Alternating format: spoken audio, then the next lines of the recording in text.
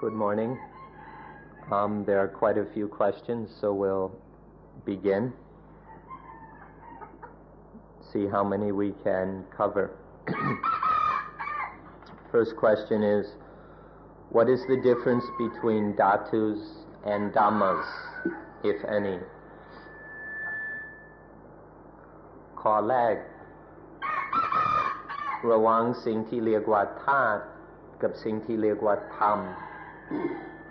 มีข้อแตกต่างกันอย่างไรบ้าง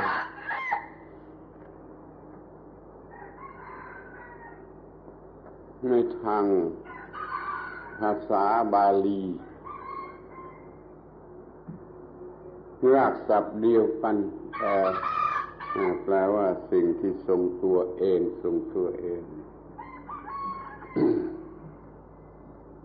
แต่เมื่อใช้ศึกษาในแง่ธรรมชาติหรือในแง่วิทยาศาสตร์เราใช้คำว่าธาตุแต่ใช้ในแง่ศาสนาหรือศีลธรรมเราก็ใช้คำว่าธรรมมันก็ต่างกันในวิธีใช้หรือการบัญญัติความหมายเท่านั้นเอง In the root of both of these words is the same, that which upholds itself, that which maintains itself. So the root meaning is identical in both words. But when it comes to using these words, putting them into practice, the term dhatu is a more scientific term, whereas the word Dhamma is a more religious or moral term. So the difference is primarily in how they are defined and how they are used, which means there's not such a big difference.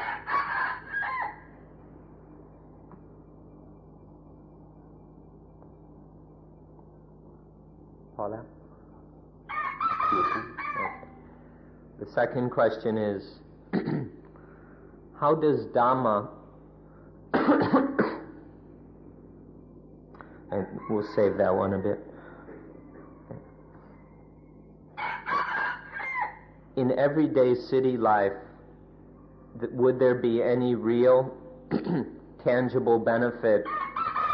from the casual study of these laws of such as impermanence, conditionality, not self, etc. ในชีวิตประจำวันอยู่ในเมืองอยู่ในกรุงจะมีประโยชน์อะไรบ้างไหมประโยชน์ในทางปฏิบัติที่เป็นจริงเป็นจังจากการที่จะศึกษาแบบสบายๆหรือแบบสะดวกสบายกฎธรรมชาติเช่นเรื่องอนิจจังเรื่องอิทัปปัจจยตาเรื่องลักษณ์อนัตตาการศึกษาเรื่องนี้แบบสะดวกสบายในชีวิตประจำวันของเมืองจะมีประโยชน์อะไรไหมครับเรื่องอิทัปปัจจยตาโดยเฉพาะคือศึกษาได้ทุกแห่งและทุกเวลาทุกสถานที่คือมันจะต่างกันมันก็มีอิทัปปัจจยตาเฉพาะเรื่องนั้นๆที่จะต้องศึกษาด้วยกันทั้งนั้นโดยเฉพาะเรื่องอนิจจังทุกขังอนัตตาในป่าก็มีในเมืองก็มีในโลกนี้ก็มีในเมืองสวรรค์ก็มีจึงพูดได้ว่าศึกษาได้ผลอย่างเดียวกันแต่ว่ามันจะต้องมีวิธีศึกษาคนละอย่างเพราะว่าอิทัปปัจจยตาครอบงำหมดทั้งจักรวาลเราจะศึกษาที่ไหนก็ได้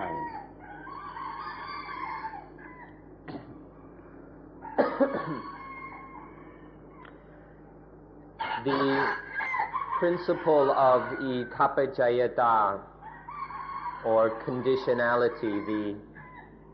the interdependency of all things. This law especially can be studied anywhere or everywhere because this law governs the entire universe. The entire cosmos is under this law of conditionality, of interdependency. So this can be studied anywhere, whether in the city or outside the city. The laws such as impermanence and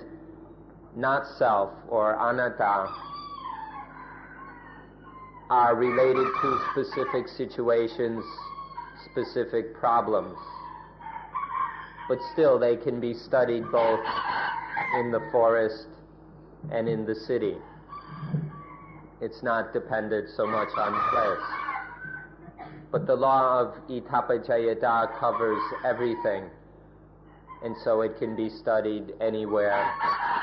at any time. พูดได้อีกอย่างหนึ่งว่าถ้ามีกฎของ time and space ครอบงำอยู่ที่ไหนที่นั่นศึกษาอิทัปปัจจยตาได้ทั้งนั้นดังนั้นจึงไม่จำกัดว่าในบ้านหรือในป่าหรือที่ไหน So anywhere where the laws of time and space apply, right there the law of Itappajayata, the natural principle of conditionality, can be studied right there and then, whether at home or in the market or in the forest. แล้วอนิจจังกับอนัตตาไม่สกลไม่ใช่เรื่องรวมอยู่นั่นแหละอนิจจังนะทุกครั้งมันก็รวมอยู่ในอิทัปปัจจยตาถ้ามันต้องเปลี่ยนมันจึงเป็นอนิจจัง And the laws of impermanence, of unsatisfactoriness and not self are included in the law of Itappajayata and therefore are also universal. The next question is, how does Dhamma and the laws of Dhamma or nature relate to ecology, into one's duty towards the environment? ธรรมะและกฎของธรรมชาติมันเกี่ยวเนื่องกับเรื่องนิเวศวิทยาและความรับผิดชอบต่อสิ่งแวดล้อมอย่างไรบ้างครับ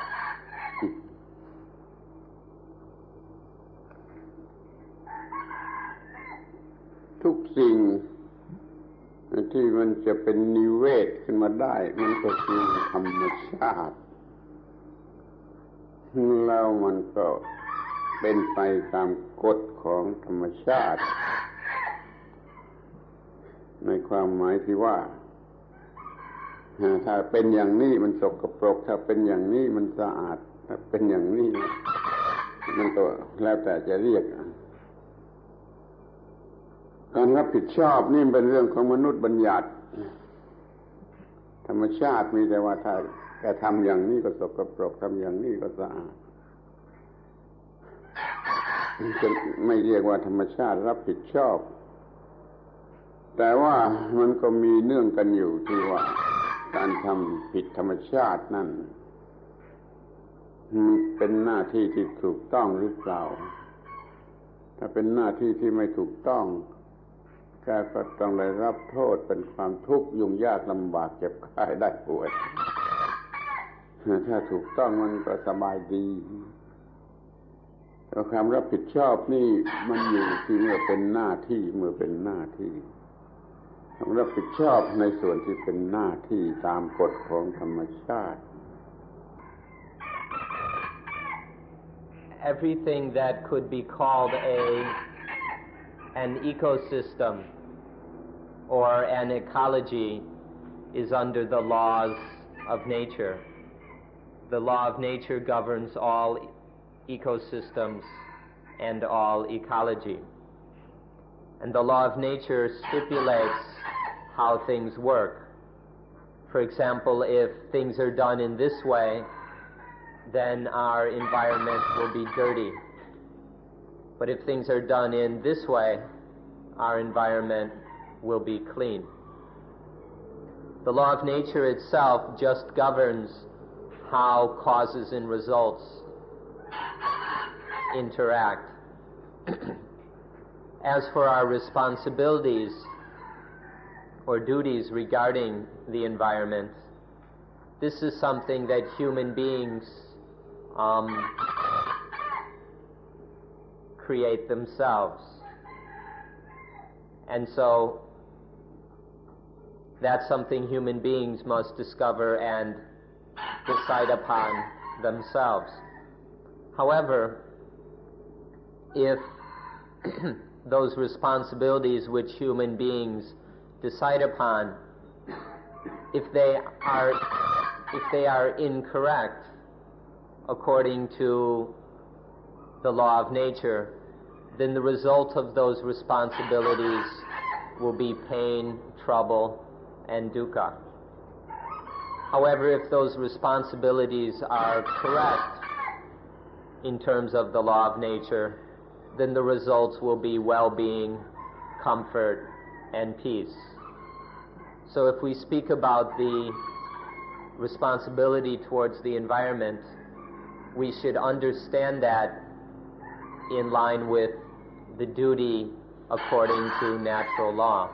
which is the third meaning of the word Dhamma.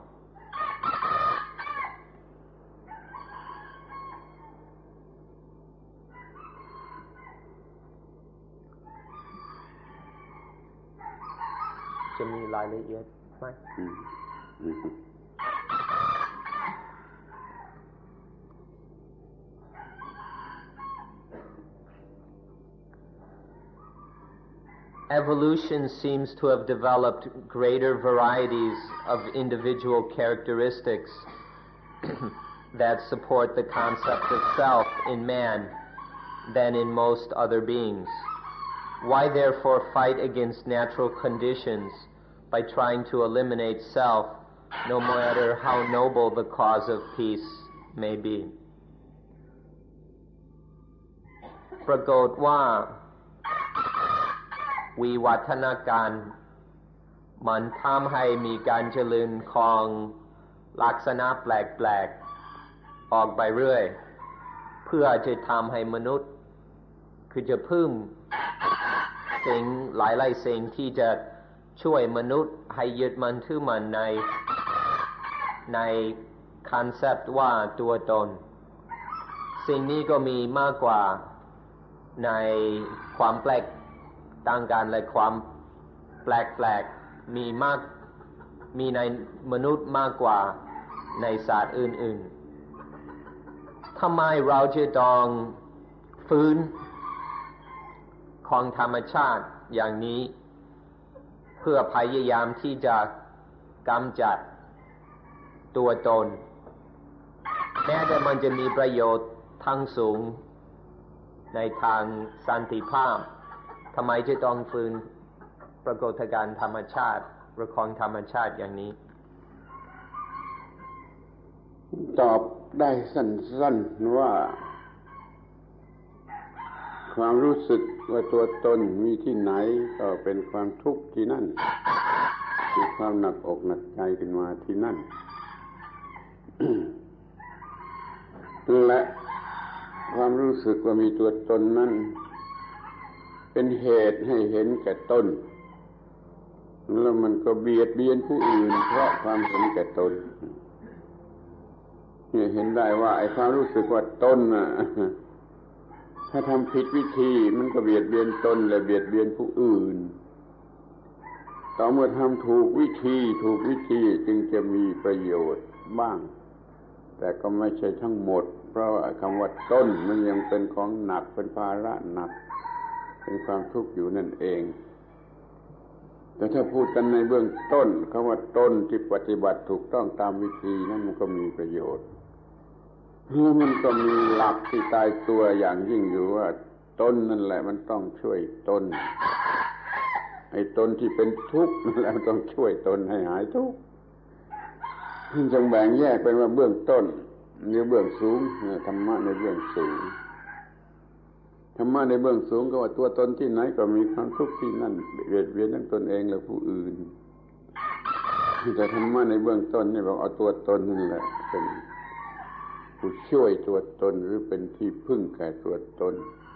เพราะว่าคนอื่นไม่อาจจะทำให้ได้อย่างนี้ The thing about self is that whenever the concept of self arises, there is dukkha. There is dukkha right then and there. And then out of that concept of self further arises egoism and selfishness. And so due to the concept of self, one harms both oneself and others. One abuses both oneself and others. Now, one should be careful to discriminate between different levels of understanding and practice. For example, although there may be the concept of self, if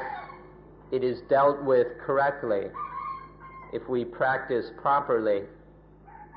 there will be some benefit in that self, and it will not harm others or oneself so much. But if the concept of self arises and we deal with it unwisely, then it will be the source of great harm for both oneself and others. So on an ordinary level,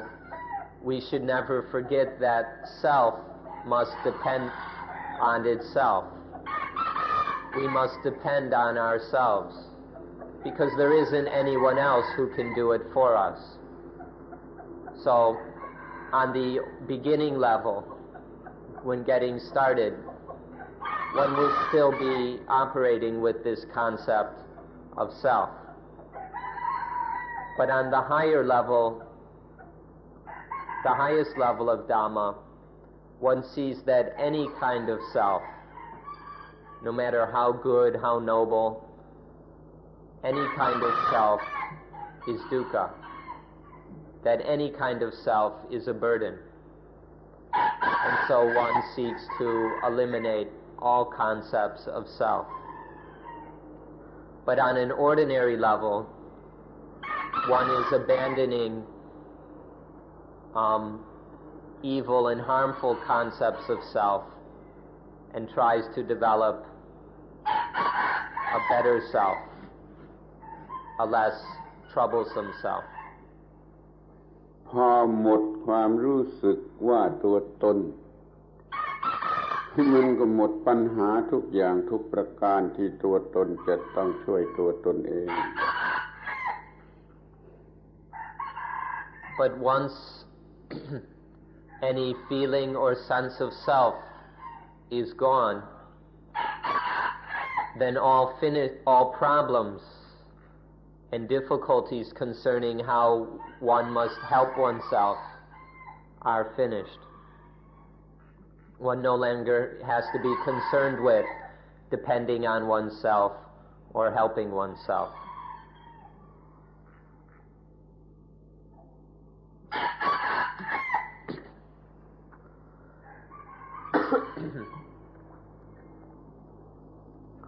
For me, a friend is a person I care for, someone I'm attached to, but attachment leads to dukkha. I learned that this week.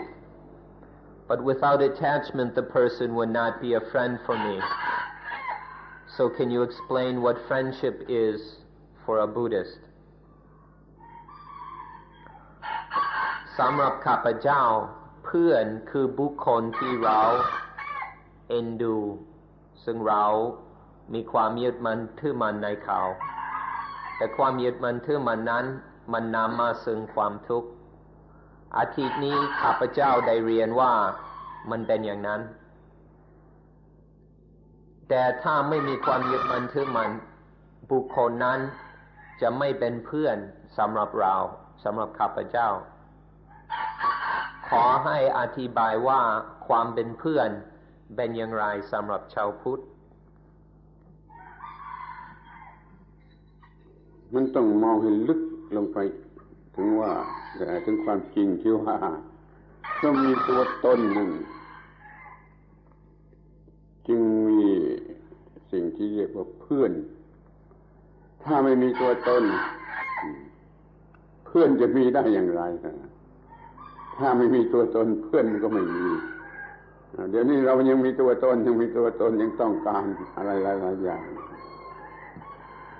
จึงเป็นเหตุให้เกิดเพื่อนขึ้นมาเนี่ยอิทัปปัจจยตาสร้างเพื่อนขึ้นมา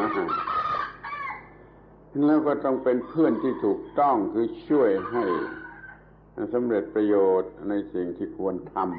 ำเรียกว่าเป็นเพื่อนที่ดีเป็นกัลยาณมิตรนี่เป็นเรื่องศีลธรรมไม่ใช่เรื่องปรมัตถธรรมไอ้เรื่องเพื่อนนี่เป็นเรื่องทางศีลธรรมในขั้นต้นเราก็ต้องมีเพื่อนที่ดีมันก็จะง่ายขึ้นในการดำรงชีวิตหรือทำการงานใดๆนี่เป็นไปตามกฎอิทัปปัจจยตาด้วยเหมือนกัน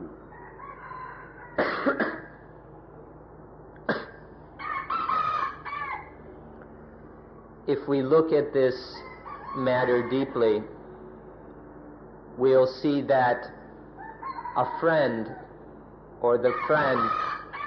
arises only because there is attachment to self. Because if we didn't attach to self, there would be no friend. This merely follows the law of Itapajayata, the way causes and conditions lead to new causes and conditions endlessly. Because we attach to self, we have certain desires. And so then because of these desires, we want someone that is a friend to help us achieve our desires. And this is how, out of attaching to self, a friend is born. But if one has no more desires and attachments, then there is no need and there is no friend. So this question is basically, however, when one is on this more ordinary level of life, where one still has desires and therefore needs friends, it's important to find the kind of friends that can help us to achieve the things we really need to achieve. These are called good friends, or Kalayanamita. Those friends who help us to realize the most important things in life. So this is basically a moral issue. It's a matter of sila dhamma, of morality, just dealing with ordinary life in the world. It's not an issue of paramattha dhamma, or of absolute truth, of supreme truth, the kind that liberates. It's more, this kind of question has to do with life on the beginning level. ต้องนึกถึงในกฎเกณฑ์ที่สำคัญที่สุดอยู่ข้อหนึ่งที่ว่าตนเองเป็นที่พึ่งแต่ตนเองผู้อื่นจะเป็นที่พึ่งอันแท้จริงไม่ได้ดังนั้นเพื่อนก็เป็นแต่เพียงเข้ามาช่วยให้เราช่วยตัวเองได้ง่ายขึ้นเท่านั้นแหละอย่าลืมว่าตนเองต้องช่วยตนเองเสมอ พระพุทธเจ้าตรัสไว้เด็ดขาดว่าตนเป็นที่พึ่งแก่ตนไม่มีสิ่งอื่นเป็นที่พึ่งได้เพื่อนก็มาช่วยให้เราพึ่งตัวเราได้ง่ายขึ้นดีขึ้นเร็วขึ้นสะดวก One should never forget the principle that one must help oneself, that you can only depend on yourself. Therefore, a friend is merely someone who helps us to depend on ourselves more quickly, more easily. But we can never depend on that other person. But a good friend can help us to discover how to depend on ourselves. We should never forget this principle. The Buddha is a very important principle of the Buddhas, Attahi Attano Nato, that one must depend on oneself, one must help oneself. No one else can help us. There isn't anyone else we can depend on.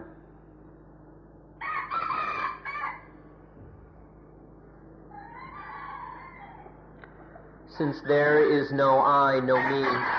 no mine, I know it wasn't really my father who died of cancer or my friend who died of AIDS. And on an intellectual level, I know that everything is impermanent. But what advice do you give to people who are still hurting years after a loved one's death? And how does one get rid of the memories which are still so strong of having watched these wonderful people deteriorate?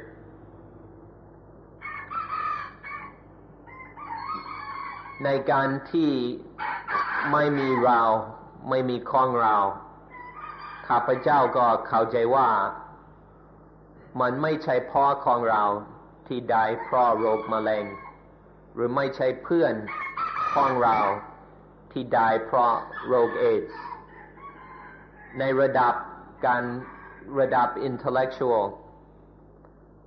ข้าพเจ้าสามารถรู้ว่าทุกสิ่งทุกอย่างมันอนิจจังแต่ท่านอาจารย์จะมีคำแนะนำอย่างไรสำหรับคนที่ยังปวดใจเจ็บใจในการที่เพราะคนที่เรารักตายแล้วเราจะขจัดอย่างไรซึ่งความจำซึ่งยังรุนแรงเกี่ยวกับการดูเขาที่เป็นคนดีๆดูเขาเสื่อมไปจนตายเราจะทำกันอย่างไรกับความจำเหล่านี้ก็อย่างเดียวกับที่กล่าวมาแล้วถ้าหมดความรู้สึกว่าตัวตนปัญหาเหล่านี้ก็ไม่มีเพราะมีความรู้สึกว่ามีตัวเรานี่เป็นกฎอิทัปปัจจยตา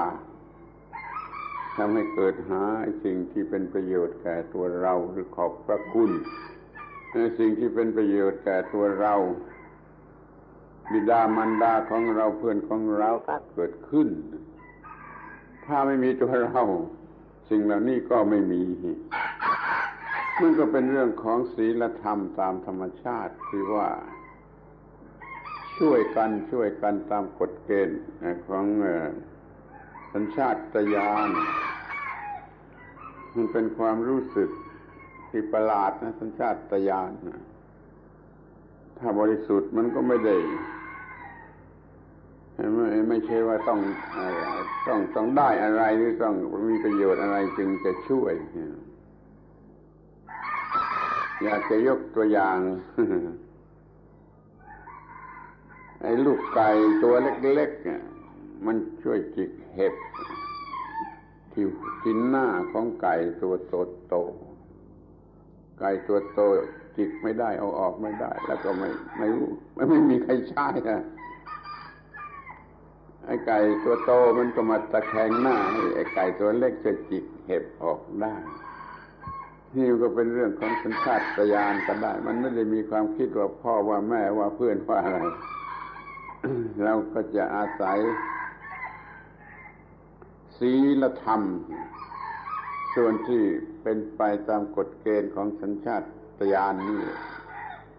ช่วยพ่อช่วยแม่ช่วยเพื่อนช่วยอะไรได้โดยที่เราไม่ต้องเป็นทุกข์เรามีพ่อมีแม่มีเพื่อนได้โดยไม่ต้องเป็นทุกข์เราก็ช่วยพ่อช่วยเพื่อนช่วยอะไรได้โดยที่ไม่ต้องมีทุกข์หรือมีปัญหาถ้าตายไปถ้าเขาตายไปโดยกฎอิทัปปัจจตาเขาบอกว่ามันเป็นเช่นนั่นเองเราก็ไม่ต้องเป็นทุกข์ดังนั้นให้เราใช้กฎอิทัปปัจจตาให้ถูกต้องทุกๆปัญหาทุกๆปัญหาเราก็จะไม่มีความทุกข์ส่วนเรื่องทางจริยธรรมทางศีลธรรมเป็นเพื่อนนี่มันก็เป็นเรื่องของศีลธรรมหรือจริยธรรมเมื่อทำก็อีกส่วนนึงมันก็ได้ประโยชน์บ้างหรือเพิ่มขึ้นเหมือนกัน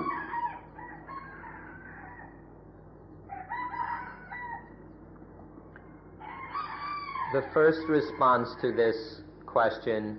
is the same as we've just mentioned, that if there is no attachment to self, there won't be any problems like this. One will not have any difficulties about the way nature takes its course.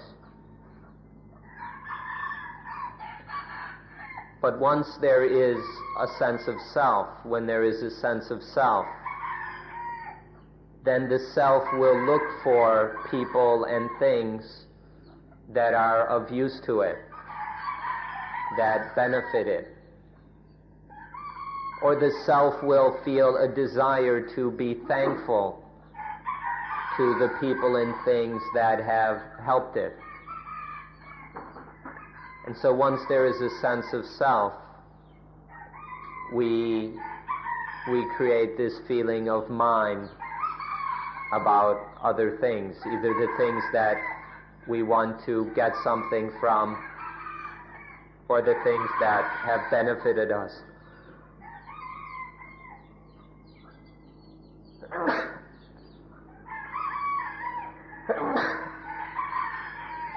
Now this is once again the ordinary level of morality. It's just a natural instinctual morality that beings, that lives will help each other. This is one way that the law of itappajayata, of conditionality, works.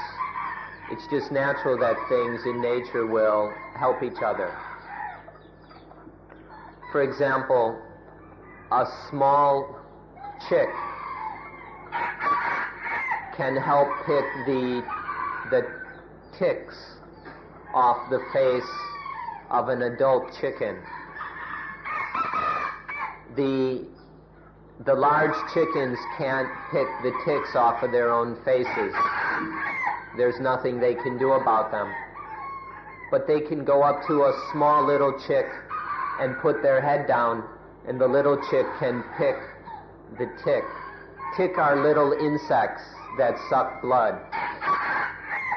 And there are many of them in the forest. The chick, the baby chicken,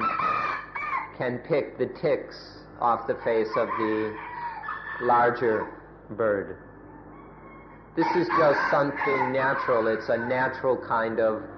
morality. If on this level animals and people learn to work together properly, we can live without any problems. If we can live without selfishness, then we can live together in ways where we just help each other to deal with worldly situations.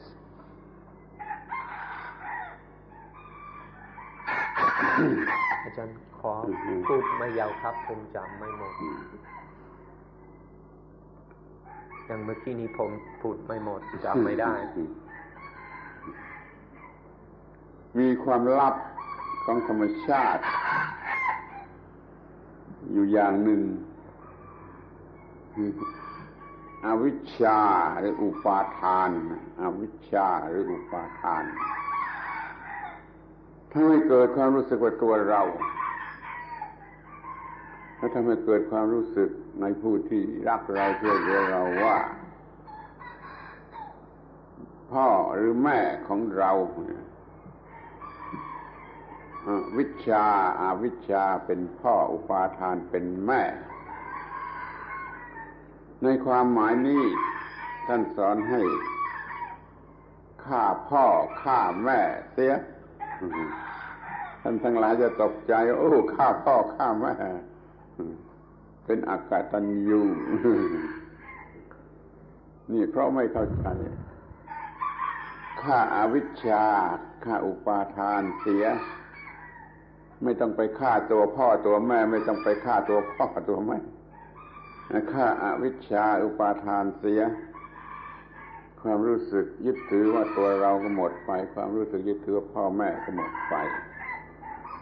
นี่เป็นเรื่องปรมัตถธรรมซึ่งเอาธรรมะที่ลึกซึ้งเป็นหลักแต่ถ้าเป็นเรื่องศีลธรรมในภาษาคนเอาตัวคนเป็นหลัก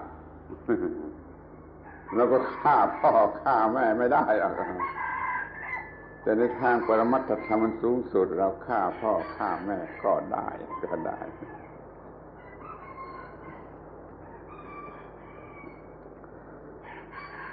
Now this natural morality and this instinctual helping of each other just follows from the law of Itapajayata through the flow of causes and conditions which makes up nature. And so if someone dies, whether we die or the friend dies, if one understands the law of conditionality, then one will understand death. And instead of creating a problem or dukkha out of it, the death of whoever will be understood as just being thus. The thusness of it will be understood. It'll be seen as just that. That's the way things happen. And then there will be no attachment and no dukkha to the situation. So by understanding the law of conditionality of Itapajayata, we can respond wisely to any situation.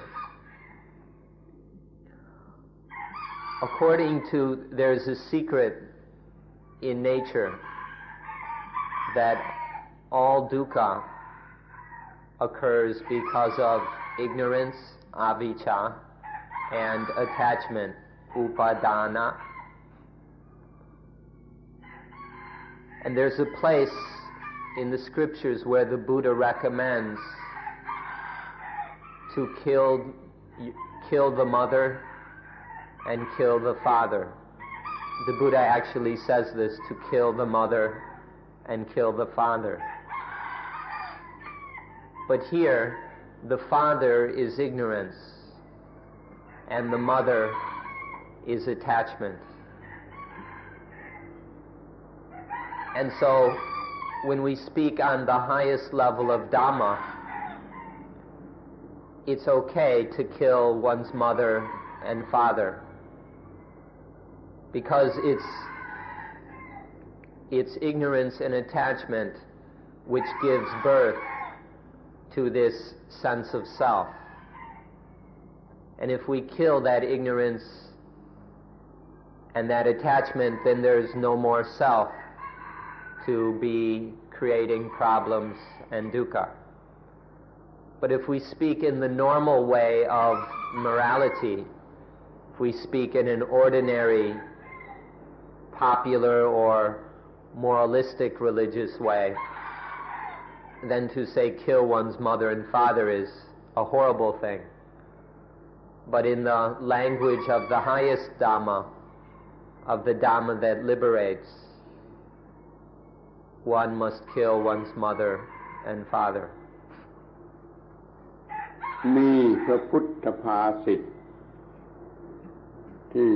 ทำให้คนโง่ฟังไม่ถูกแล้วก็ตกใจก็กลัวเหลือประมาณก็คือพระพุทธภาษิตที่ว่า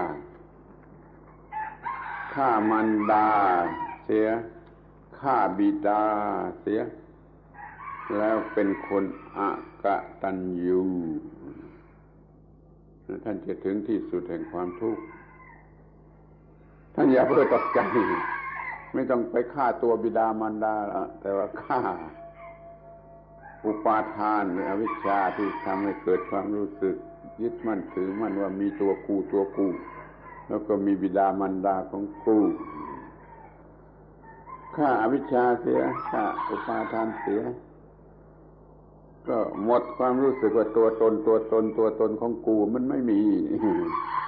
และบิดามารดาก็พลอยไม่มีไปด้วยแล้วก็เป็นอกตัญญูรู้สิ่ง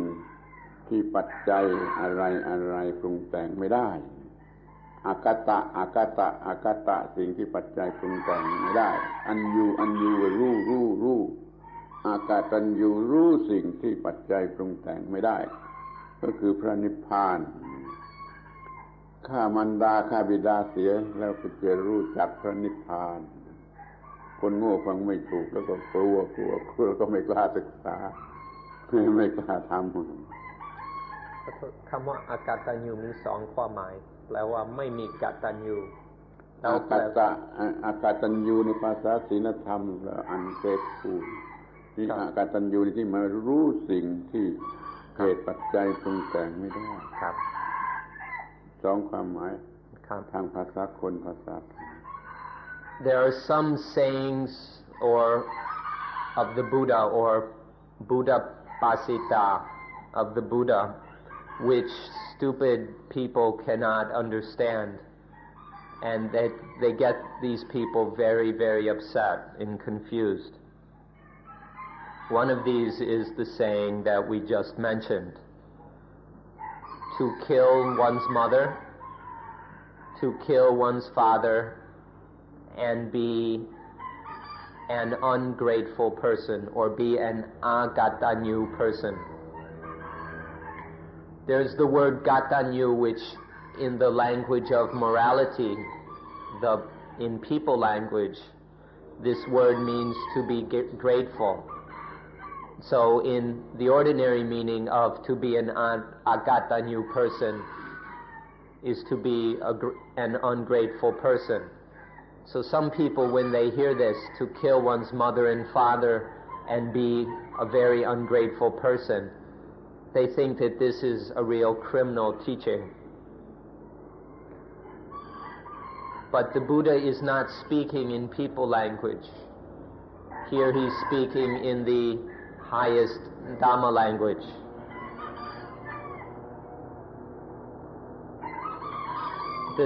The things that give birth to the self are not our biological parents, but merely ignorance and attachment which give rise to the self. But once the self concept is born, then one attaches to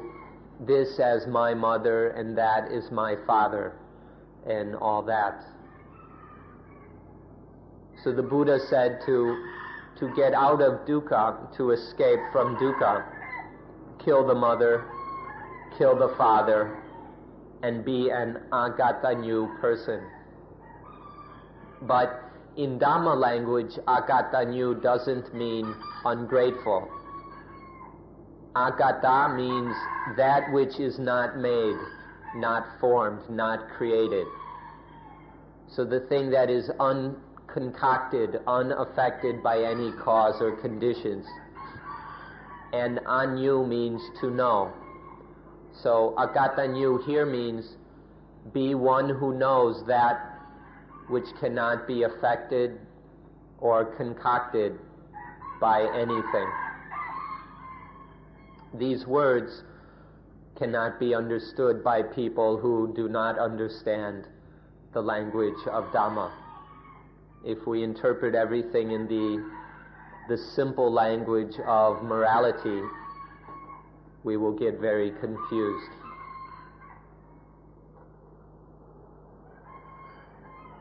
เมื่อ ข้าพเจ้าเอาคำนี้มาพูดเป็นครั้งแรก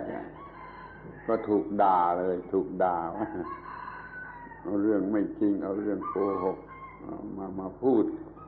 พระพุทธเจ้าคงไม่ตรัสอย่างนี้เขาก็ด่าแต่ว่าเขาไม่ฟังคำอธิบายของเราเขาก็พอได้ยินเขาก็ด่าซะแล้วนี่ก็เป็นปัญหาอย่างหนึ่งด้วยเหมือนกันเพราะฉะนั้นขอให้ท่านทั้งหลายฟังอะไรให้ดีๆฟังให้ดีๆฟังให้เข้าใจลึกซึ้งให้ทั่วถึงต้นเหตุและเหตุผลของมันท่านก็คงจะเข้าใจได้เรื่องหรือคำพูดที่ฟังยากอย่างนี้ก็ยังมีอยู่อีกไม่ใช่หมดเพียงเท่านี้ When I first repeated these words of the Buddha, I was severely scolded and reviled by many people. They called me a liar. They said that the Buddha would never say such a thing as kill one's mother and kill one's father. And so they just started getting angry with me right away and didn't even listen to the explanation. So this is a certain kind of problem that exists also. So therefore we ask that you listen very carefully with an open mind until you understand the Dhamma meaning of such words very profoundly. Because there are other sayings like this which are very difficult to understand. There's not just this one, there are many. Of course, the ordinary moralistic Buddhists never talk about these things, but they are there, and with an open mind we can come to understand them.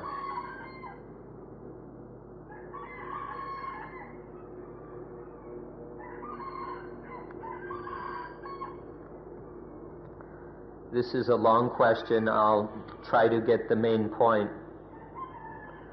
Buddhism is concerned only with the quenching of dukkha. All other concerns and questions not directly related to that are ultimately unimportant.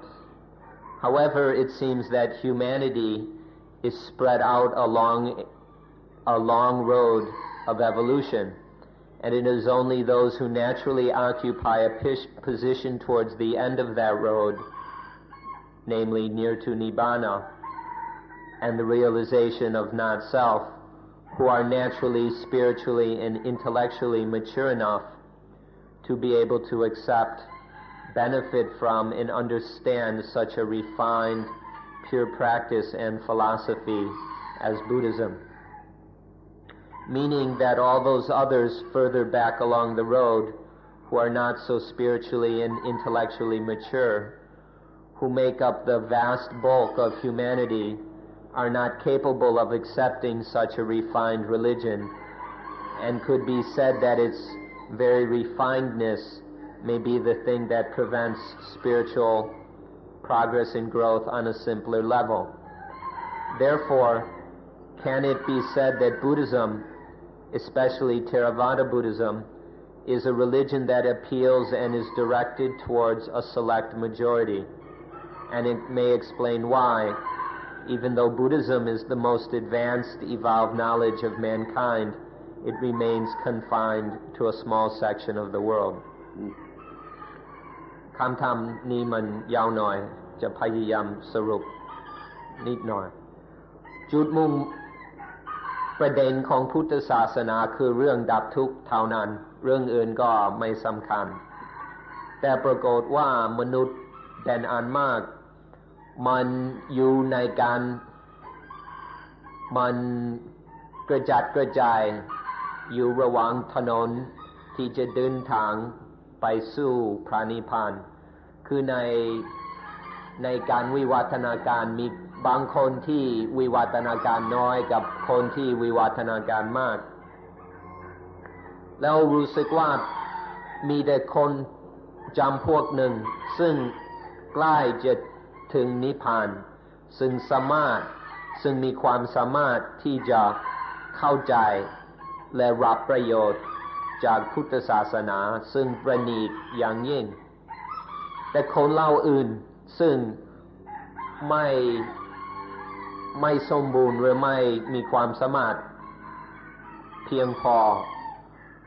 เขาจะไม่รับประโยชน์จากพุทธศาสนาเลยเพราะว่ามันประณีตเกินไปสำหรับเขา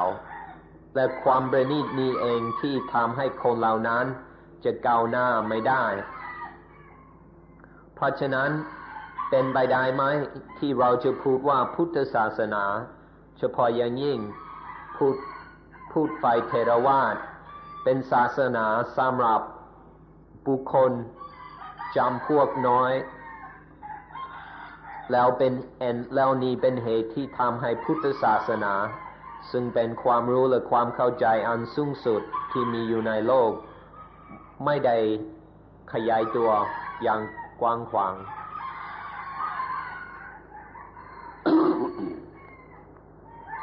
ข้อนี้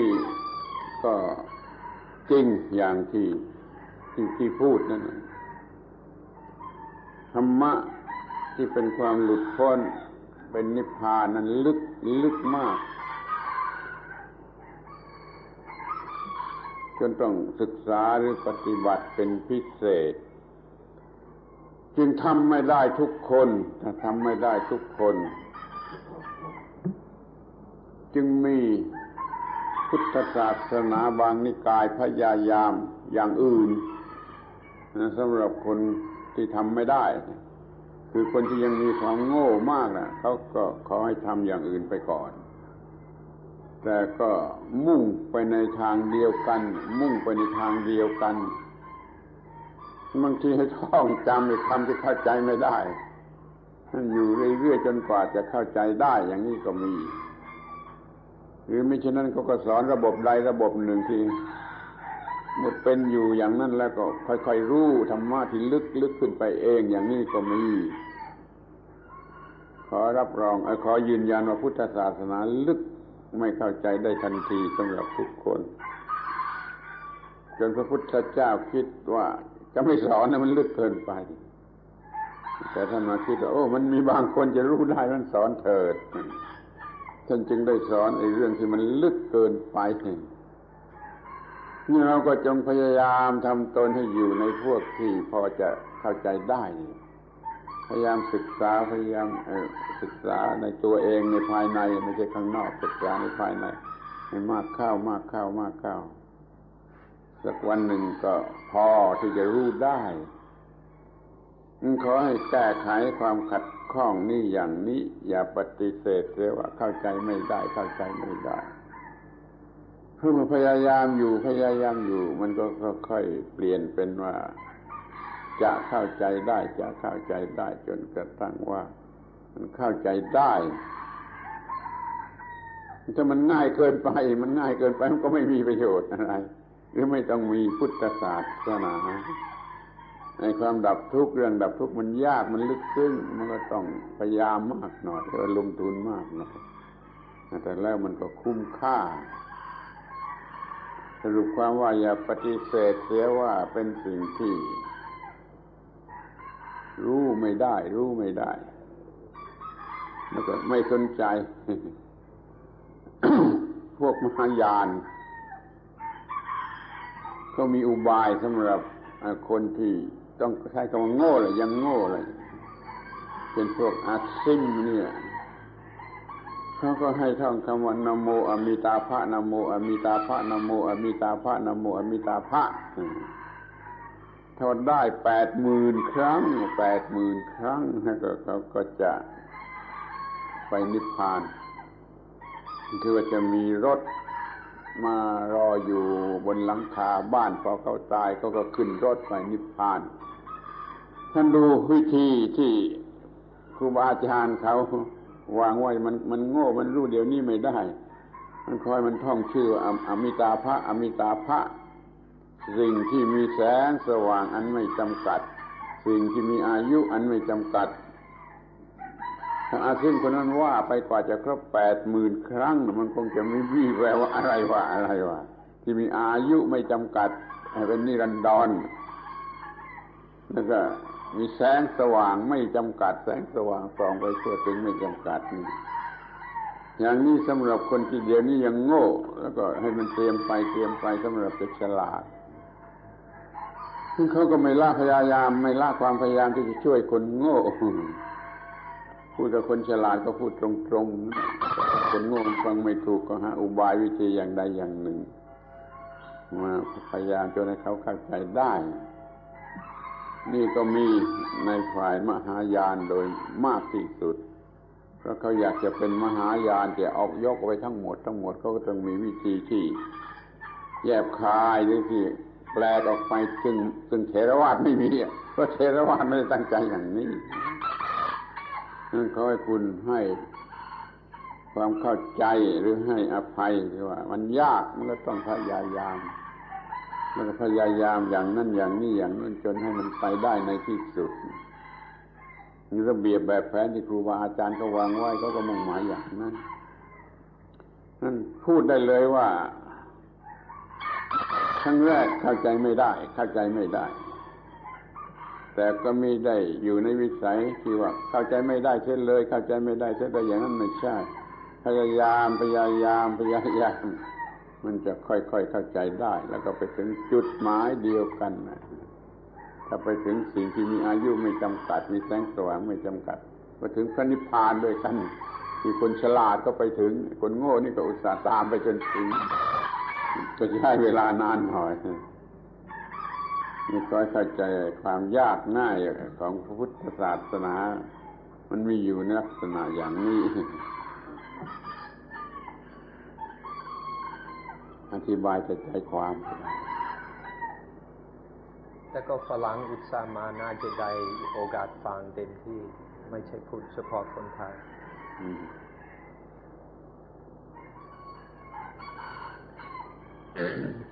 ยากแต่มีอุบายวิธีที่เข้าถึงได้แม้โดยคนที่ไม่ฉลาด Much of what you say is true. The reality which is called Nibbana is not understood easily or without effort in practice. This is very true. In fact, when the Buddha first awakened to dependent origination, to Nibbana, he thought that it was so difficult and profound that it wasn't worth trying to teach. But later he decided that there would be some people who were capable of understanding what he had discovered, and so he decided to teach. And then the teachings of the Buddha were recorded and passed on. But of course, these are very difficult for many people to understand. And we have to admit that there are people who are still rather stupid who cannot understand these things. And so there are various ways that have been developed to help these people. But at this point, let's be very careful about ourselves. When we say that these things are difficult to understand, we don't mean that they are impossible to understand. If they were impossible to understand, then there would be no Buddhism. Although difficult, they can be understood. And so each of us here should not use their difficulty as an excuse to say that I can't understand them, this is too difficult, this is beyond me.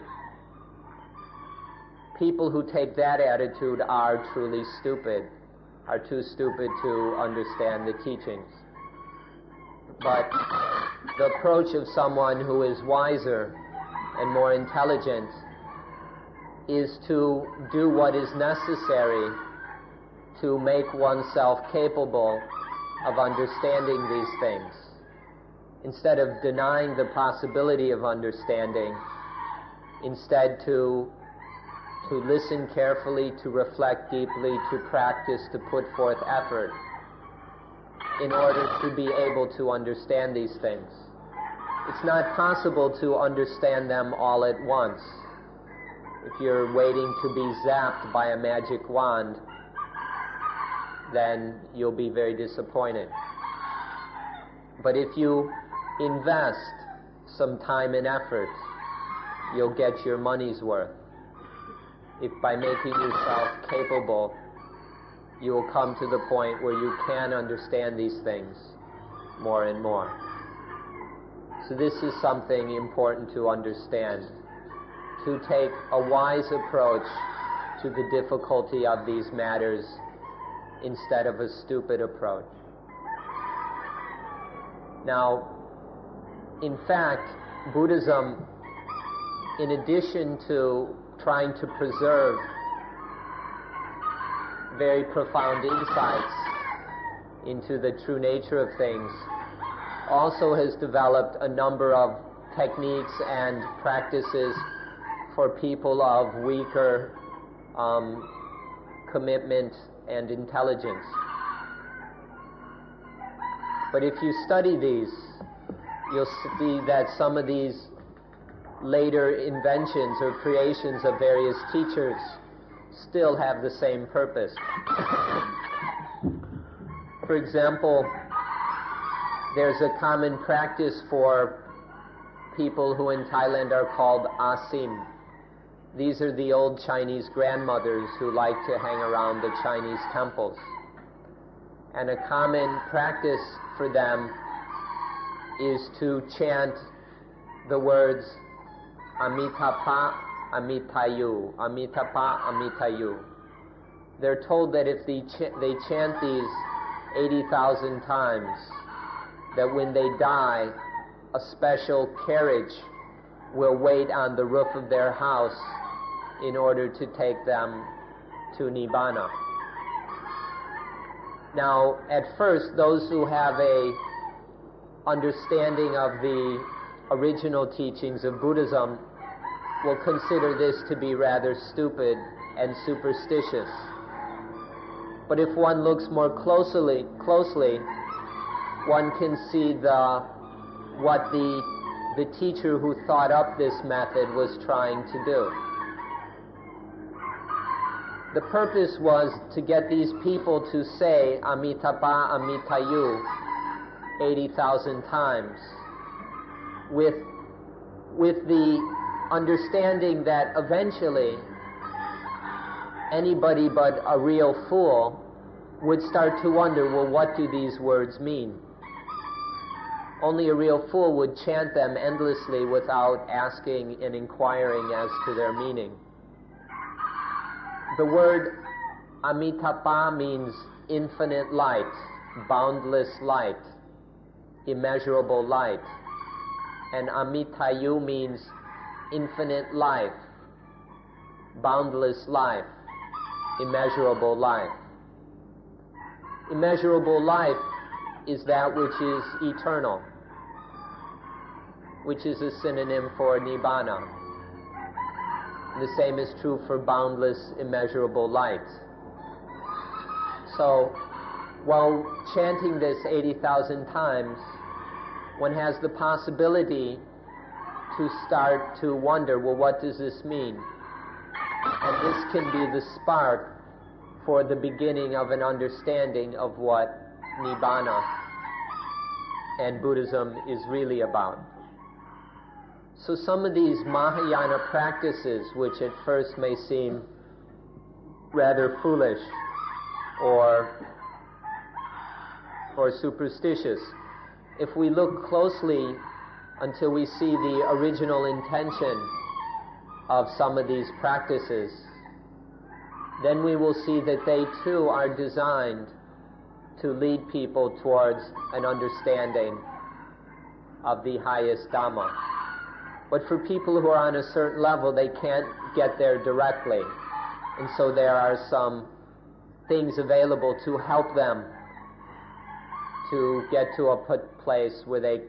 or a level where they can understand. So it's true that The highest Dhamma teachings are very difficult to understand, but they are not impossible to understand. And we all ought to put some time and effort into getting ourselves ready so that we can understand them. There's no need to automatically consider oneself to be incapable, and therefore to give ourselves no chance of realizing the best thing there is to realize in life. ที่นี้ฝ่ายเถรวาทเราไม่ทำอย่างนั้นไม่ทำอย่างนั้นก็มีแนวมีหลักสำหรับให้คิดที่แม้ว่าจะคนไม่ฉลาดก็พอจะคิดเช่นได้ตั้งปัญหาถามตัวเองไอ้ความทุกข์เป็นอันมากยุ่งยากลำบากทุกข์ทรมานอย่างมากนี่มันมาจากไหนมันเกิดขึ้นได้อย่างไรพยายามคิดจนมองเห็นมันมาจากการมีตัวกูไอ้ตัวกูนี่มันมาจากไหนนี่มันมาจากโง่เมื่อไปมีความอยากในสิ่งใดสิ่งหนึ่งก็มีตัวกูผู้อยาก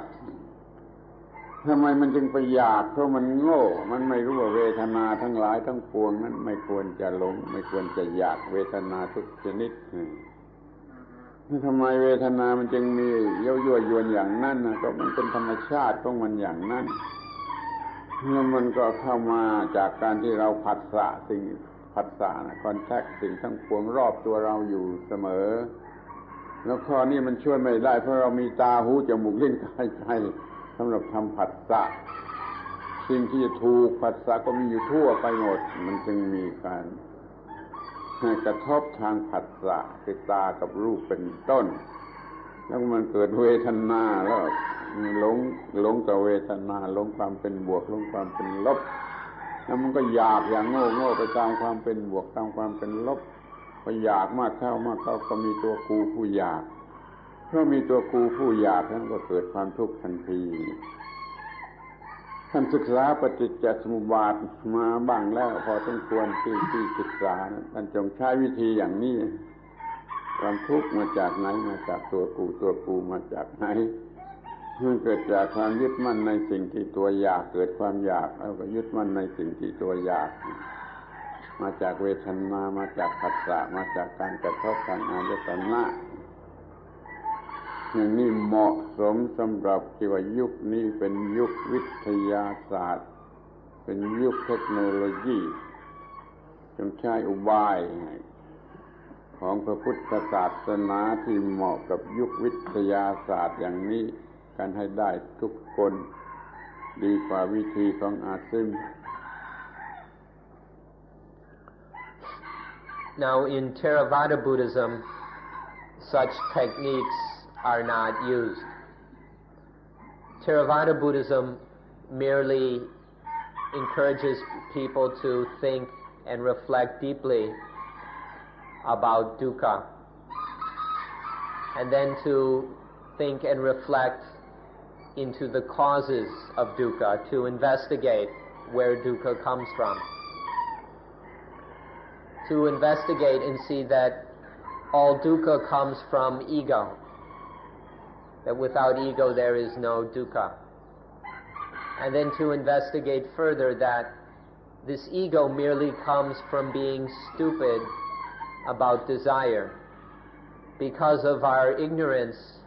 we attach to desire as there being someone who desires. And so the ego is born out of this stupidity about desire. And then investigating, well, why does one desire? Desire happens merely because of ignorance about the feelings, not understanding how feelings are merely natural occurrences. One takes them to be real and important and creates desire out of that. and not understanding how the feelings merely come from contact, because these sense organs are always there ready to experience the world, and the world is full of things to be contacted.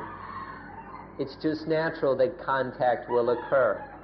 We have these kind of nervous systems in this kind of world, and so contact is natural. Contact happens, and due to contact there are the feelings or vedana. Because the feelings are not understood, there arises desire. And through even more ignorance, the desire is attached to as being someone who desires. And then ego is born. And due to this ego, there is selfishness. So this is the approach of Theravada Buddhism, to explore dukkha and its causes in this way.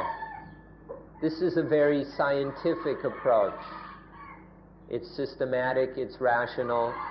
it can be investigated and recreated and proven by each of us for ourselves. So this is an approach that is appropriate for our times, for the era when science is highly developed. It's not necessary for us to go to some of the old techniques like for the old Chinese grandmothers. We are in these times able to use this scientific approach of investigating dependent origination, how dukkha arises due to ego, which arises through attachment to the desirer, which arises because of desire, which comes from ignorance about feelings, which arise naturally due to contact. Exploring dependent origination, then, is the scientific approach favored by Theravada Buddhism. ยังควรจะเข้าใจว่ายังมีพวกอื่นคณะอื่นเขาประดิษฐ์วิธีคำสอนปฏิบัติอย่างอื่นมีอีกเยอะแยะมีอีกหลายอย่างจะยกตัวอย่างเช่นว่าไอ้ตันตริกบุตติซึมพุทธศาสนาอย่างตันตระดัดแปลงมาจากฝ่ายฮินดูเขาให้บริโภคกามเซ็กซ์บริโภคกามจนจุดสูงสุดแล้วก็เห็นว่าหลอกลวงเพราะเดี๋ยวมันก็หมดไปเดี๋ยวมันก็เปลี่ยนเป็นอื่นกามารมณ์มันสูงสุดเป็นสิ่งที่หลอกลวงเป็นสิ่งที่หลอกให้เกิดว่าตัวกูยิ่งสูงสุดยิ่งมีตัวกูพอเห็นว่าไอ้สูงสุดตัวกูนั่นน่ะหลอกลวงแล้วเขาก็หยุดหลอกลวงหยุดตัวกูเสียแล้วก็บรรลุธรรมะคือความหลุดพ้นได้เหมือนกัน แต่ขอแนะนำว่าอย่างนี้อย่าไปลองเลยเดี๋ยวมันติดบ่วงอยู่ที่นั่นออกไม่ได้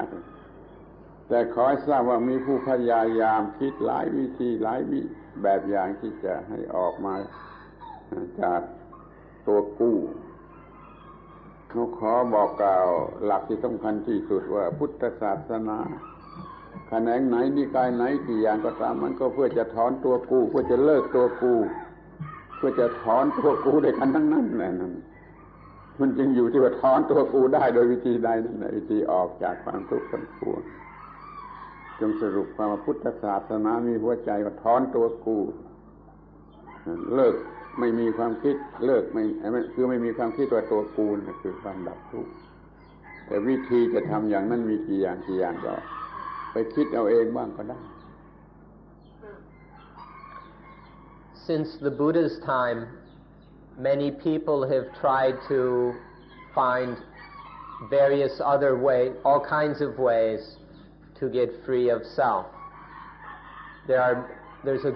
great variety now of techniques and approaches available. For example, in Tibetan Buddhism, they've got what is called Tantra, or it's often called Tantric Buddhism. They borrowed many techniques from Hinduism and incorporated them into their own form of Buddhism. one large aspect of Tantra involves sex.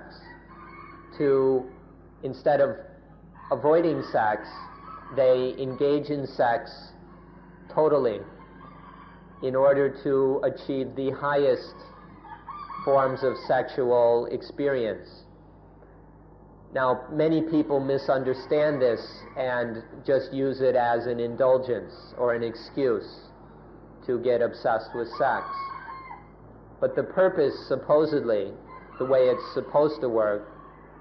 is that through experiencing the highest aspects of sexuality and sexual experience, that one sees how deceitful, how elusive it all is, that these experiences and the pleasures that come from them, no matter how powerful or special, deceive the mind, they trick the mind into attachment. And so the purpose is one will recognize that and then transcend all the sexuality and sex, and then realize liberation from self. So, if you understand what is supposed to happen, it's a way to get free of the self also. But we don't recommend that you use this approach, because it's a very tricky approach, and the vast majority of people just get stuck in sex. They get ensnared and trapped in it. Although many of the people want to think they're able to do it, but most of them get stuck. So we're not recommending this approach. We're just trying to illustrate the principle that since the Buddhist times, many, many forms of practice have been developed to get free of self. We, however, recommend that which has always been, since the very beginning, the central pillar or principle of Buddhism. And this is at the core of all these newer practices and techniques, which is to investigate the reality of dependent origination, to study dependent origination till one sees that the self is just something that originates dependent on other things, and so the self isn't really a self. This is the original way, and still the best, safest approach for getting free of self. And when the mind is free of all feelings and thoughts and concepts about self, then there is no way that any dukkha can happen. ขอให้จำไว้อย่างแน่นอนเด็ดขาดที่สุดว่าวิธีไหนก็ได้ถ้ามันถอนความรู้สึกว่าตัวกูของกูได้แล้ววิธีไหนก็ได้แต่มันก็มีหลายวิธีที่มันอันตรายที่มันหมิ่นเมย์ต่ออันตรายจะใช้กามารมณ์เป็นเครื่องช่วยหรือจะใช้การทรมานร่างกายให้เจ็บปวดเป็นเครื่องช่วยมันยังเป็นอันตรายทางพุทธศาสนาไม่เอามาเอาวิธีที่สรุปว่าให้มีความถูกต้องอยู่ที่กายวาจาใจที่เรียกว่าอริยมรรคมีองค์8อริยมรรคมีองค์8อยู่อย่างนี้อยู่อย่างนี้อยู่อย่างนี้ตัวกูเกิดไม่ได้ตัวกูเกิดไม่ได้ตัวกูที่เกิดอยู่ตามสัญชาตญาณก็ค่อยร่อยรอไปจนหมดนั่นนี่หลักหัวใจของพุทธศาสนาให้เป็นอยู่อย่างถูกต้องจนตัวกูเกิดไม่ได้ถ้าถูกต้องก็หมายความว่าตัวกูเกิดไม่ได้แล้วมันค่อยๆลดไปที่มันมีอยู่เดิมตามสัญชาตญาณมันลดไปแล้วมันก็หมดนี่หัวใจของพระพุทธศาสนาเป็นอย่างนี้ไม่เหลือวิสัยแล้วถ้าสังเกตให้ดีศึกษาให้ดีพยายามปฏิบัติให้ดีก็ไม่เหลือวิสัยแล้ว So don't forget that if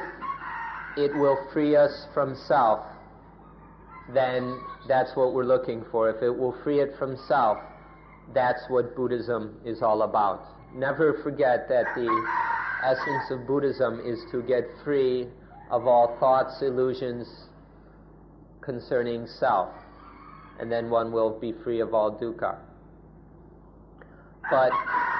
some of the approaches For example, some of these tantric approaches which use sex, or other approaches which involve inflicting pain on the body. These approaches are very dangerous. One can get lost in them, as well as doing other kinds of harm to oneself and others. And so one must be very careful. You can use whichever approach that you think will work, but understand what working means, that it will get us free of self. But we recommend living correctly. The safest approach has always been to learn how to live correctly in body, our physical actions, in speech, what we say and think, and in mind, which can be summarized simply as living the Noble Eightfold Path. When one lives in the way that's described as the Noble Eightfold Path, then there is no room for self to arise, and so there is no chance of dukkha. This is the safest approach, and the one we recommend to all of you, to live in the way which is called right living, or the Noble Eightfold Path. ถ้าจะพูดสำหรับพวกเราที่อยู่ในยุควิทยาศาสตร์โดยเฉพาะก็จะพูดโดยคำพูดอีกประโยคหนึ่งว่าอย่าตกอยู่ภายใต้อิทธิพลของความเป็นบวกหรือความเป็นลบถ้าตัวกูบวกเกิดไม่ได้ตัวกูลบเกิดไม่ได้ไม่มีตัวกูไหนที่เกิดได้อย่าไปตกอยู่ภายใต้อิทธิพลของความเป็นบวกกับความเป็นลบของสิ่งที่เข้ามากระทบกับเรา To put this in terms that are most appropriate for people who live in such an age of science as this, we can summarize this correct way of living as to not attach to positive and negative. When things make contact, when sight, sound, smells, etc. make contact, don't regard them as being positive or negative. If you don't regard them as positive and negative, you won't attach to them, and then this won't be the cause of ego, selfishness, and dukkha. คำพูดง่ายๆที่จะไปบอกลูกเด็กๆก็ว่า positive มัน pull in negative มัน push out มันมีตัวกูทั้ง pull in และ push out พยายามอย่าอยู่ภายใต้อิทธิพลของความเป็นบวกและความเป็นลบ To put it in words that a child can understand, we can say the positive pulls us in and the negative pushes out. The positive pulls in, the negative pushes out. So don't let anything pull you in or push you out, and then you will be free. มีอีกหลายคำถามเป็น10 กว่าอันนี้มีนักวิทยาศาสตร์หนุ่มๆอยากจะถามเรื่องวิทยาศาสตร์ An important law of nature is the law of evolution. Let me add, this is according to modern science. It's not been absolutely proven. During evolution, only those individuals were able to survive and to give their genes to the next generation who were highly selfish and who had a strong desire to sexuality and good food, and who were able to learn from the past and to think about the future. Thus, the development of dukkha is inseparably related with the development of the human mind. Dukkha is a natural part of it. Without dukkha, no human mind. According to the law of evolution, the quenching of dukkha means quenching of a natural part of the mind, the law of evolution says dukkha is in line with nature. Buddhism says dukkha is not in line with nature. That is a misunderstanding. Do you deny the law of evolution as a law coining the nature of mind? คนนี้มีสันนิษฐานหลายอย่างซึ่งอาจจะผิดก็ได้แต่เขาก็จำที่เขาคิดมีว่ากฎอันสำคัญอันหนึ่งของธรรมชาติก็คือกฎแห่งวิวัฒนาการตลอดระยะเวลาแห่งวิวัฒนาการบุคคลหรือสัตว์บุคคลที่สามารถที่จะอยู่รอดก็สามารถที่จะเผยแผ่กรรมพันธุ์ในชั่วคนหรือชั่วสัตว์ต่อไปบุคคลเหล่านี้ที่สามารถที่จะอยู่รอดต้องเห็นแก่ตัวอย่างยิ่งต้องมีความต้องการอย่างยิ่งอย่างเข้มข้นในทางกามารมณ์ต้องสามารถที่จะแสวงหาอาหารที่ดีแล้วสามารถเรียนรู้จากอดีตแล้วคิดนึกถึงอนาคตอันนี้นักวิทยาศาสตร์บางพวกก็คิดอย่างนี้แต่อีกหลายพวกไม่ยอมรับหรือบางพวกไม่ยอมรับเต็มที่เพราะฉะนั้นการเจริญขึ้นแห่งความทุกข์แยกไม่ออกจากการเจริญและวิวัฒนาการแห่งจิตของมนุษย์หมายความว่าความทุกข์เป็นส่วนหนึ่งของจิต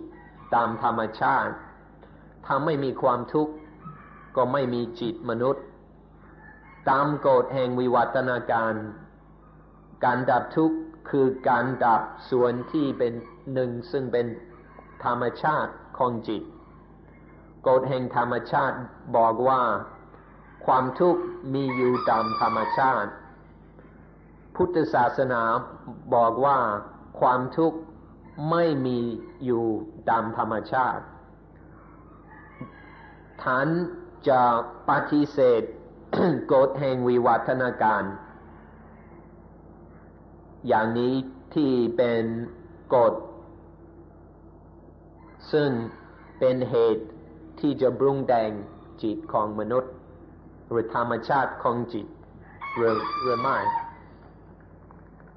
ข้อนี้ก็ตอบได้ง่ายนิดเดียววิวัฒนาการที่ผิดและสูญพันธุ์ไปเสียไม่ปรากฏเหลืออยู่มากมายแต่อย่างเดียวเท่านั้นที่ถูกต้องมันจึงเหลืออยู่เป็นวิวัฒนาการที่เหลืออยู่อย่างที่ว่า the fittest the survival มันต้องถูกต้องเท่านั้นมันจึงเหลืออยู่วิวัฒนาการตั้งร้อยตั้งพันตั้งหมื่นกระแสไม่ถูกต้องมันสูญหายไปหมดแล้วนะอย่าไปคิดว่ามันเป็นความถูกต้องไปเสียหมดวิวัฒนาการที่ผิดมันก็ฆ่าตัวเองก็สูญหายไปหมดมันรอดจะได้ความถูกต้องนั่นเราจึงยึดเอาความถูกต้องนี่เป็นหลักและมีชีวิตอยู่โดยไม่ต้องเป็นทุกข์ไม่ดีกว่าหรือมีชีวิตหรือวิวัฒนาการก็ตามที่ถูกต้องโดยไม่ต้องเป็นทุกข์อย่างนี้ไม่ดีกว่าหรือพุทธศาสนาพยายามจะชี้ในแง่นี้ที่เราจะอยู่อย่างถูกต้องแล้วก็ไม่มีความทุกข์แล้วก็ชี้เรื่องว่าอย่าอยู่ด้วยความคิดว่าตัวตนอยู่ด้วยความคิดว่ามันเป็นไปตามกฎของธรรมชาติคือกฎอิทัปปัจจยตาตอบง่ายๆแค่นี้วิวัฒนาการที่ผิดมันวินาศไปแล้วเท่าไหร่เนาะมันต้องเหลือแต่วิวัฒนาการที่ถูกต้องพุทธศาสนาคือความรู้แห่งความถูกต้องแล้วก็มีชีวิตอยู่โดยไม่ต้องมีความทุกข์อย่างนี้ไม่ดีกว่าหรือ We can respond to this quite simply and briefly. There isn't just one evolution, but there are many lines of evolution, the vast majority of which have failed, which have ended in extinction or death. These are all forms of evolution which are incorrect. But that kind of evolution or that line of evolution which has survived is that which is correct. The incorrect lines of evolution have failed due to their incorrectness. And it's only the correct line of evolution which succeeds and leads to true survival. And it does so because of its correctness. Now, isn't it better to follow the correct line of evolution so that the evolution of life leads to no dukkha? The implication here is if one is still experiencing dukkha, one has not yet followed the highest line of evolution, and one is not really surviving. If one looks at dukkha, it's hard to call that survival. So Buddhism is asking, isn't it better to follow the correct line of evolution so that there is no dukkha? If to live correctly, to evolve correctly, is to live without any attachment to life,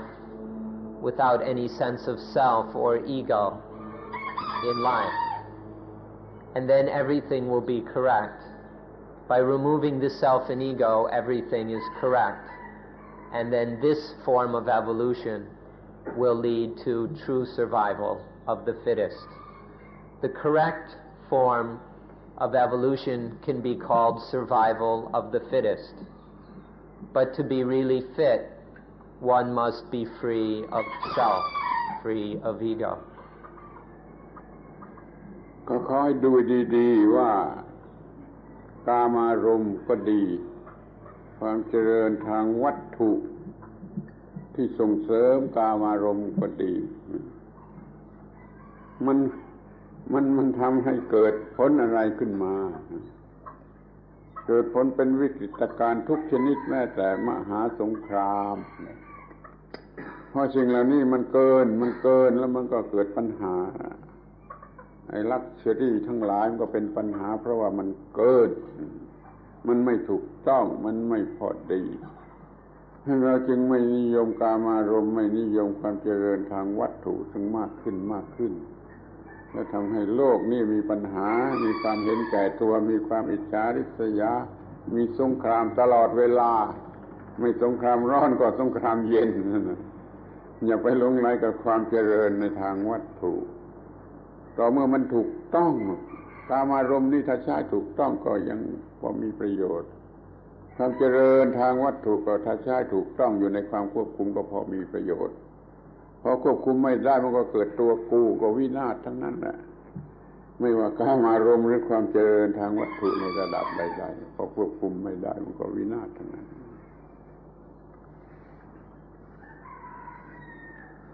So we don't stress sex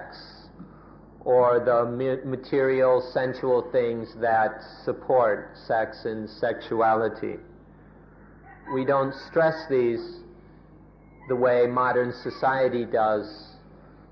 because they easily become excessive.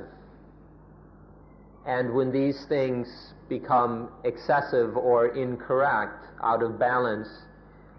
then they become the basis and the object of all forms of all kinds of egoism and selfishness. And so all the wars that have troubled humanity arise in the end because of this imbalance or excess of sexuality, sex, and materialism. Because of this obsession with sensual pleasure in sex and in luxuries, all the wars and the vast majority of tragedies that humans have inflicted upon themselves are due to this excess, due to this imbalance. So instead we stress a correctness where although there might be sex, it's not excessive, it's not out of place, out of balance. It's dealt with correctly and wisely. There will be material things, but they're not excessive, they don't become an obsession, like they have for most of the world now. And then when these kind of material things and sex and the like are in proper balance and are not excessive but are sufficient, then we don't have the kind of problems with selfishness which creates the wars and the crimes and the exploitation and the destruction of the environment and all these other things. So any kind of evolution which leads to excess or imbalance, and we can see many forms of these in the modern world, is not the correctness of true survival of the fittest. The true survival of the fittest is truly correct, and there's nothing excessive, there's nothing out of balance. This will bring about the highest evolution of the human mind, of human life. พูดสั้นๆกันอย่างนี้ก็ได้ว่าความเป็นบวกหรือความเป็นลบที่ควบคุมไม่ได้มีอิทธิพลเหนือเรานั่นแหละอันตรายที่สุดความเป็นบวกหรือความเป็นลบที่ควบคุมได้ตามความถูกต้องนั่นแหละมีประโยชน์พูดเท่านี้ก็พอ To put it briefly, the positiveness and negativeness which cannot be controlled has tremendous power over us and has no benefit whatsoever. But the positive and negativeness which can be controlled has no power over us and has benefit for us. คนเดียวกันก็ถามต่อ Can you explain the difference between the science of religion and other sciences related to the mind, such as psychology, psychiatry, neurology? Talking about the spiritual aspect of nature, how would you define the word spiritual? ขอให้อธิบายความแตกต่างระหว่างวิทยาศาสตร์แห่งศาสนาและวิทยาศาสตร์แขนงอื่นๆเช่นจิตวิทยาหรือเกี่ยวกับจิตแพทย์หรือวิทยาศาสตร์เกี่ยวกับเส้นประสาทและเมื่อเราพูดถึงส่วนที่เป็นทางสติปัญญาหรือทางวิญญาณแห่งธรรมชาติจะดีความของคำว่าทางวิญญาณหรือ spiritual อย่างไรเราพูดถึงคำว่าวิทยาศาสตร์กันก่อนเราจำกัดความลงไปสั้นๆว่าพิสูจน์ได้ทดลองได้พิสูจน์เท่าไรมันก็คงที่คงตัวอยู่เสมอนี่เรียกว่าวิทยาศาสตร์ถ้าไปใช้ทางวัตถุก็มีผลเป็นความรู้ทางวัตถุมันก็เป็นอีกเรื่องหนึ่งซึ่งทางศาสนาไม่ค่อยจะต้องใช้มากนักก็ใช้บ้างเหมือนกันนิดหน่อยทีนี้วิทยาศาสตร์ทางจิตถ้ามันไม่ได้เป็นไปเพื่อความดับทุกข์มันก็ไม่มีประโยชน์หรืออาจจะให้โทษเช่นจิตวิทยาที่ใช้เพื่อความหลอกลวงนี่จิตวิทยานี่ก็ให้โทษแต่ถ้าว่าจิตวิทยาที่ไปใช้เพื่อควบคุมจิตให้ได้บังคับจิตให้ได้หรือว่าจะถอนความยึดมั่นถือมั่นว่าตัวกูของกูได้จิตวิทยาอย่างนี้ก็เป็นศาสนาศาสนาเป็นจิตวิทยาทางฝ่ายจิตใจที่มันจะช่วยแก้ปัญหาในทางฝ่ายจิตใจมันไม่คดโกงจิตวิทยาโลกนี้มันคดโกงจิตวิทยาถูกต้องไม่คดโกงฝ่ายพุทธศาสนาเป็นต้นมันก็คือถอนตัวกูถอนคอนเซปชันว่าตัวกูว่าของกูได้เท่านั้นเองแล้วก็หมดทุกข์หมดปัญหาเรื่องความทุกข์ไอ้ spirituality ก็หมายถึงข้อนี้คือว่าจะแก้ปัญหาในส่วนลึกที่สุดทางจิตใจที่ธรรมดาแก้กันไม่ได้ First, let's consider what is meant by science. For us, when we speak of science, we mean that which can be proven directly through our own experience, that which can be investigated, experienced, and proven directly, where we don't have to rely on logic or belief or anything like that. Which, by the way, much of what is called science nowadays cannot be proven. It's deducted using logic. But for us, science can be directly experienced and proven through our direct experience, and other people can recreate those experiences for themselves, thus proving it for themselves. So this is what we mean by science. The science of religion is science of the mind. Much of the science that we're familiar with nowadays is merely material or physical science. Even a lot of psychology deals much more with chemicals and neurons than with mental things. So most of modern science is material in dealing with physical things, which is pretty much outside the scope of religious science or the science of religion, because science of religion is interested in mental or spiritual things. When we say this religious science, or especially Buddhism, is concerned with mental things, we mean problems for the mind, those things which are problems and therefore painful for the mind,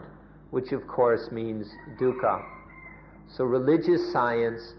is the science which leads to an understanding of these mental problems and then a way of ending or solving the problems. Take, for example, modern psychology. This can come in two basic forms.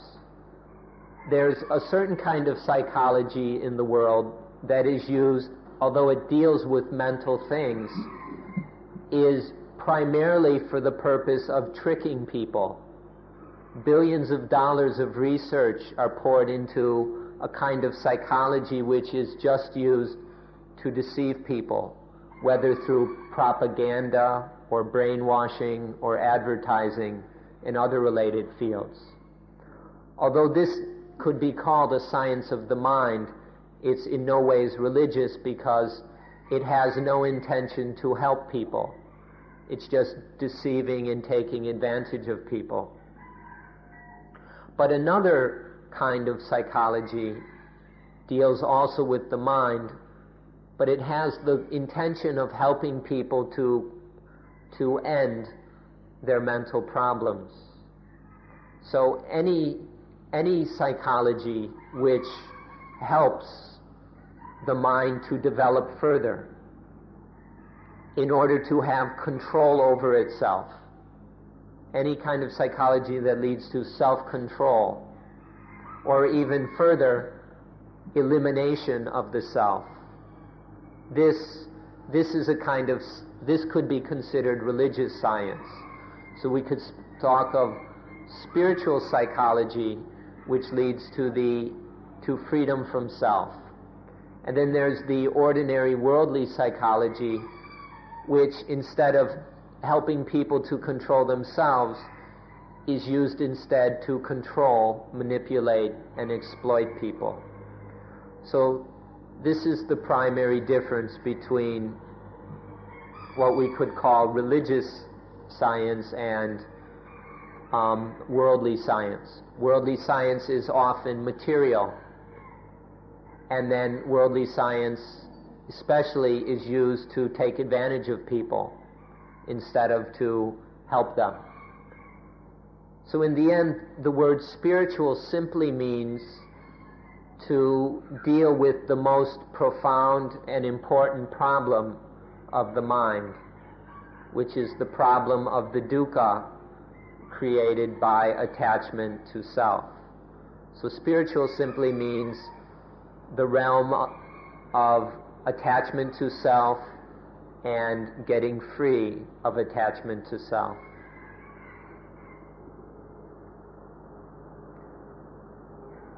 The same person asks one more question.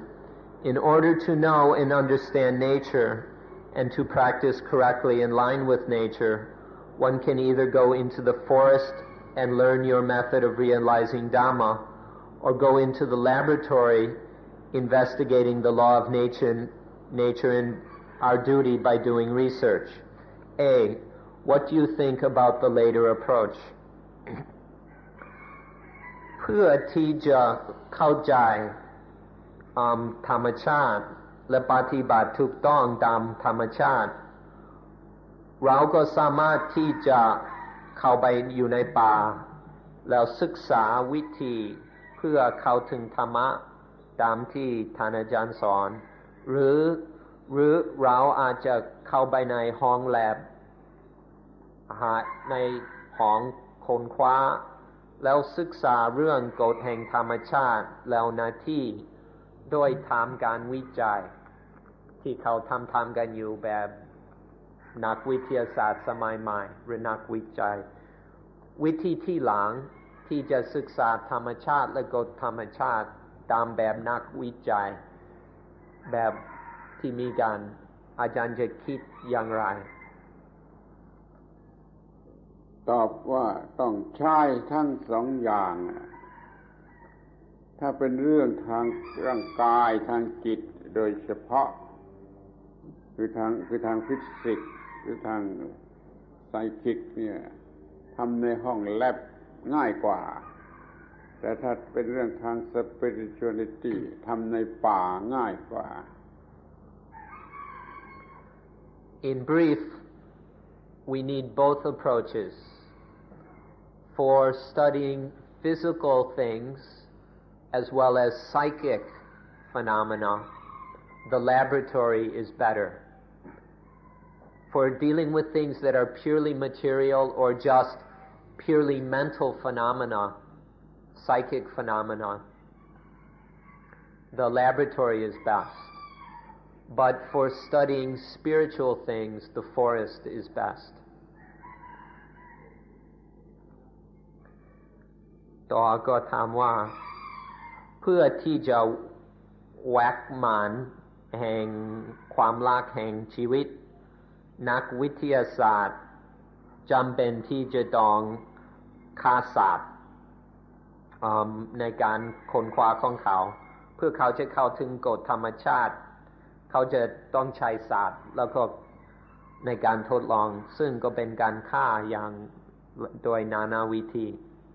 ปัญหาเช่นโรคเอดส์ก็จะแก้ไขได้ถ้าเรา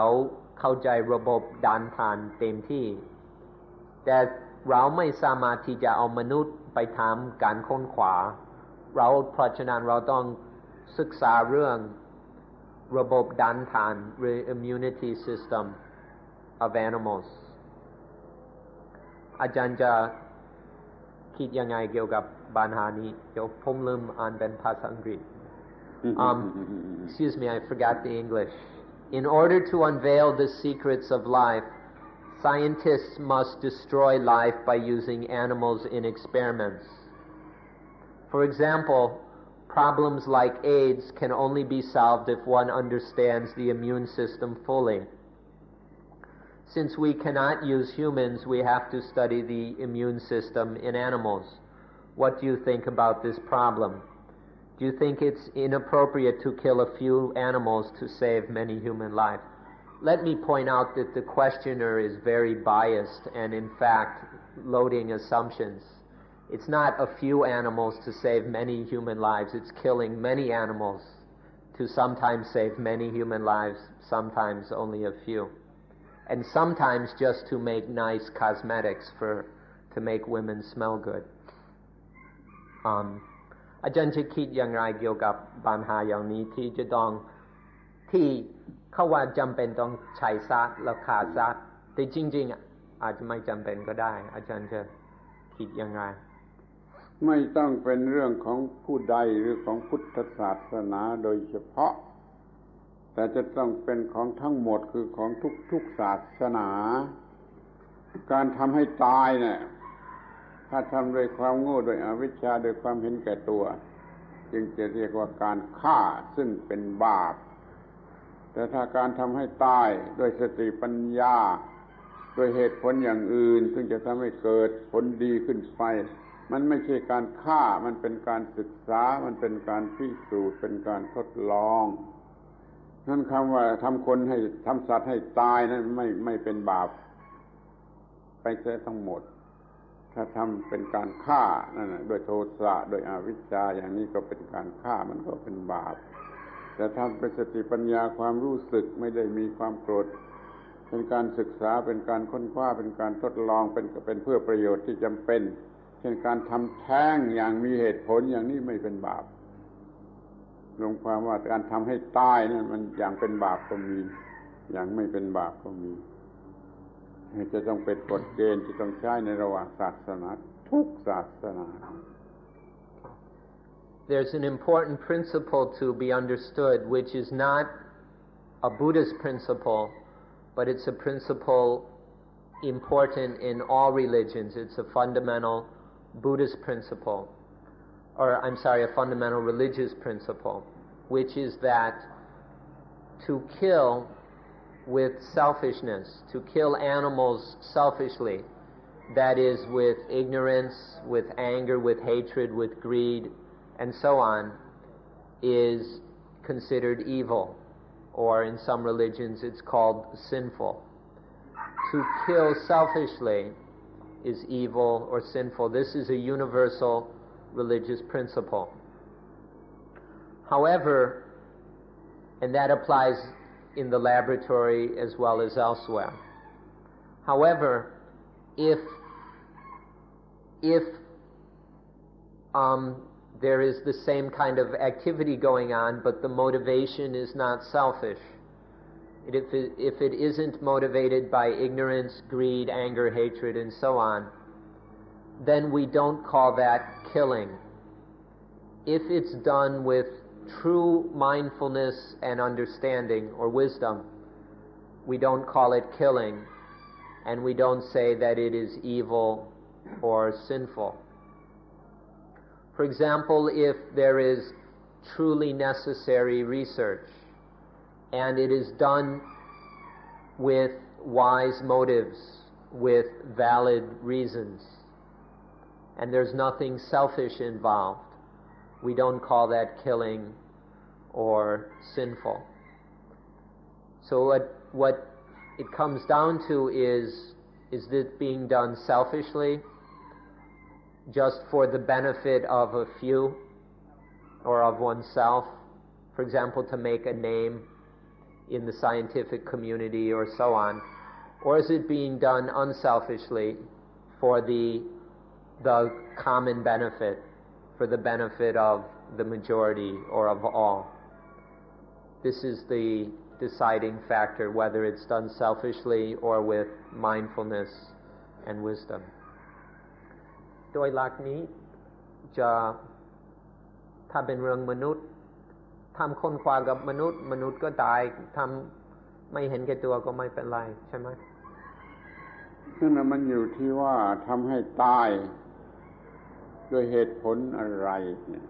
ทำเป็นเรื่องของกิเลสของความเห็นแก่ตัวถ้ามันก็เป็นการฆ่า killing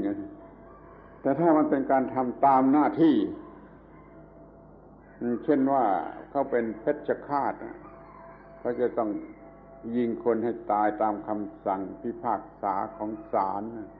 เขาทำตามหน้าที่ไม่มีเจตนาจะฆ่าอย่างนี้ไอ้การฆ่าก็ไม่มีแก่เพชฌฆาตนะเพราะเขาเป็นการปฏิบัติหน้าที่หรือว่าเราจะต้องทำไร่ทำนาเราต้องไถนามันก็มีตายมีสัตว์ตายในการไถนาอย่างนี้ก็ไม่มีปาณาติบาตมันก็เป็นหน้าที่หรือว่าเรายิงปืนออกไปเพื่อป้องกันตัวอย่างนี้ไม่ใช่การฆ่ามันเป็นการทำหน้าที่ที่ถูกต้องตามกฎเกณฑ์แห่งเหตุผลหรือตามกฎเกณฑ์แห่งสัญญาประชาคมที่ยุติกันไว้ว่าเป็นอย่างไรการทำคนให้ตายนั้นถ้าทำโดย เจตนาของกิเลสมันก็เป็นบาปถ้าทำด้วยสติปัญญาเพื่อมีผลดียิ่งขึ้นไปมันก็ไม่เป็นการฆ่ามันไม่มีบาปเพราะการฆ่าแม้ว่ามันจะมีปฏิกิริยาอย่างอื่นก็ตามใจมันเถิดมันอาจจะมีปฏิกิริยาเลวร้ายตกสวนมาก็ได้แต่ว่าไม่ใช่บาป So the basic principle is that to cause something or someone to die, if it is done with selfishness, that is called killing. But if to do something which causes something to die, but it is done without selfishness, but with genuine understanding, then that is not called killing. For example, abortion. If abortion is done selfishly, that is killing or murder. But if there are proper reasons for the abortion, then that is not considered killing or murder. I then asked if we use this principle as far as doing experiments on animals, well, wouldn't the same principle apply to doing experiments on human beings? Because it's just a choice of our societies that we choose to experiment on animals, but it's considered immoral to experiment on human beings. We could choose to experiment on neither or on both also.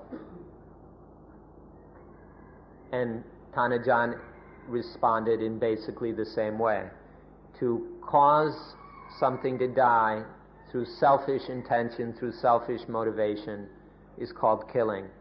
But if there's no selfishness, just wisdom, genuine intelligence, then it's not called killing. For example, an executioner, if according to the constitution and laws of a country, if a person has been condemned to death by the courts, and according to the laws of that society, the person is condemned to death, then there is one person called the executioner whose duty it is to carry out the laws of that society. That is not called killing, it is merely called doing one's duty. Another example is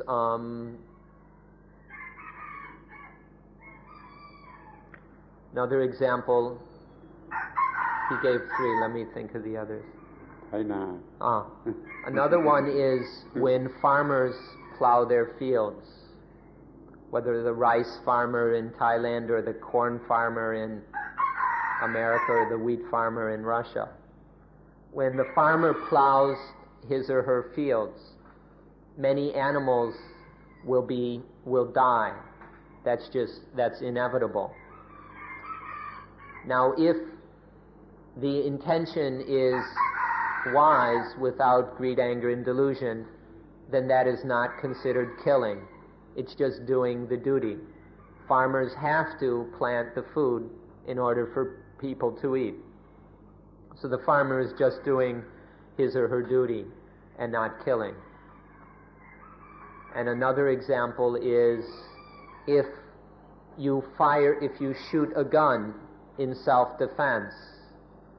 and as a result someone dies, that is not considered killing. If one is merely protecting oneself, defending oneself, then one is actually doing one's duty correctly. การฆ่ากับการทำให้ตายไม่ใช่สิ่งเดียวกันการฆ่าทำด้วยเจตนาของความเห็นแก่ตัวการฆ่าทุกชนิดต้องเป็นบาปแต่การทำให้ตายนั่นน่ะมันยังมีว่าทำเพื่อประโยชน์ยิ่งขึ้นไปอย่างนี้ไม่ใช่การฆ่าอย่างนี้ไม่เป็นบาปการฆ่ากับการทำให้ตายไม่ใช่เป็นของสิ่งเดียวกันมันแยกออกจากกันได้การฆ่าทำด้วยความเห็นแก่ตัวการทำให้ตายอันเห็นแก่ตัวก็ได้ไม่เห็นแก่ตัวก็ได้มันจึงไม่ใช่สิ่งเดียวกัน So to cause death and to kill are not the same thing. To kill is to cause something to die with selfish intention. But if to cause the death of something for a higher purpose, if the purpose is merely selfish, that's called killing. But if there is a higher purpose, then it is not called killing. So don't think that these two things are the same. To cause death and to kill are not the same. เวลา2 ชั่วโมงเสร็จแล้วผู้พูดก็ไม่มีแรงจะพูดผู้ฟังก็คงจะทนไม่ไหวแล้วต้องปิดประชุมมีคำถามอีกเยอะให้ปีหน้าปีหน้าก่อนโอเคเดือนหน้าไม่ใช่ปีหน้าเดือนหน้าก็มีคนละกลุ่มซึ่งพวกไม้ก็มีคำถามของเขานั่นแหละเอาไว้เดือนหน้าโอเคอันนี้หมดแล้ว so this we've used over 2 hours. The speaker is out of energy and the listeners probably don't have much energy left either, so we'll close today's meeting. I pointed out that there are many questions left and he said to save them for next year. Next month. Which he then changed to next month. So that's all.